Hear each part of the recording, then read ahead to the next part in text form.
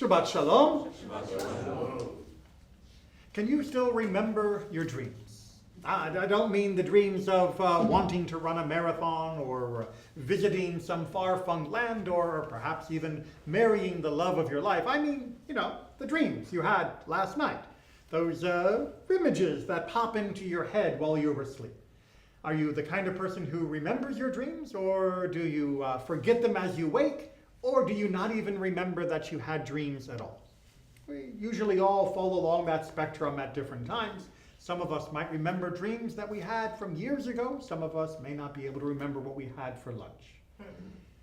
But this is a parasha where we have to seriously consider dreams. Are they just mental gibberish, the equivalent of random patterns of forming in the static in our mind as we sleep and then being dumped as useless when we wake? Or do dreams matter? After all, we know the story of Joseph. Joseph dreamed of eventually rising up above his brothers, and he did. We know that the cupbearer and the baker both dreamed dreams while they met Joseph in prison, and they came true according to his interpretations. And of course, when Pharaoh has dreams, well, those are dreams of a nation, and it is through those dreams that Joseph will correctly interpret the fate of that country, which is then becomes linked to the fate of our people as well. Dreams continue to play important roles throughout the rest of Tanakh, the rest of the Bible. They seem to matter. So therefore, everything we dream is a prophecy from God, right? Must be, right? Clearly. If 7 skinny cows and 7 fat cows can be a message from God, then whatever gibberish I dreamt last night clearly must be a message from the Almighty as well. Well, we have to remember the words of Zechariah. Dreams are nonsense. So how do we reconcile this?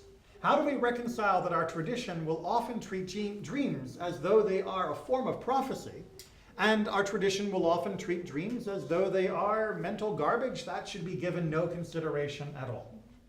Well, as is usual, Rambam, Maimonides, the great philosopher from 1,000 years ago, steps into the breach trying to bring a reconciliation to this. In his magnum opus, someone might debate that was Mishnah Torah, but for my money, the true contribution was in his Guide for the Perplexed, Moreh Nevuchim. He sets about trying to analyze dreams in a non-Jungian way. He says instead, we have to understand dreams as being part of the essence of what makes a human a human. Many people get confused by this when God says that we are made in God's image. As we're to talk about tomorrow, many people take that to mean a very literal description of an image. But Rambam points out that according to our tradition, and indeed the language of Torah itself, we are made in God's image because we have an ability for intellectual, mental, imaginative apprehension. Modern conversation often divides the human mind into the logical, emotional, the rational, and irrational. Rambam was speaking much more broadly. The capacity for the human mind to contemplate anything at all is what creates us as a special creature in this world. And that is fed through our senses. That our sense perceptions allow us to take in from the beautiful world around us, and the occasional bumps that we might also witness. And then it allows us to contemplate, to combine, to divide, to reassemble in new ways, to analyze, to react, to emote. This is something that is special, that goes on within each of us each and every day. But he points out that we are usually most adept at this process when we are at rest. One of the reasons why Shabbat is so critical in Judaism is it allows us to reach that point of rest that allows this element of our humanity to truly flourish. When we are not out digging ditches for our farm or shearing sheep, we allow ourselves to be more human by actually feeling, understanding, and being in wonder at the world around us as we perceive it.